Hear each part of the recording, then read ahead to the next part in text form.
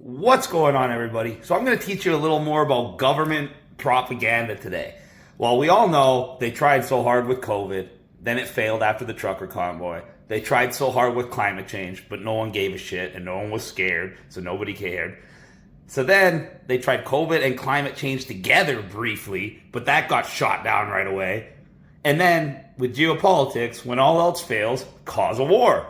And sure enough, we know that the war in Israel and Palestine is played on TV 24 hours a day, 7 days a week, and the rhetoric was ridiculously violent, ridiculously pro-Israeli, and ridiculously pro-war. However, then protests started breaking out all over the world, and people were showing how against the war they are. So governments and propaganda change, and they change very quickly based on how successful they are at controlling the way you think.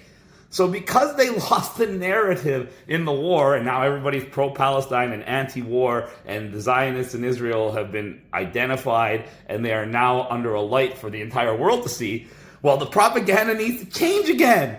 So I did a search today just to see if my suspicions were correct. And sure enough, they are now trying to pivot back to the COVID narrative. Australia, California, and Canada have just reintroduced new mask mandates. Yep.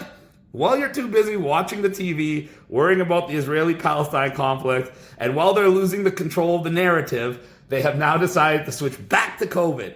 And they're going to, this is what happens, guys. And if the COVID narrative starts working and people start putting the mask back on, guess what? They're going to continue with it.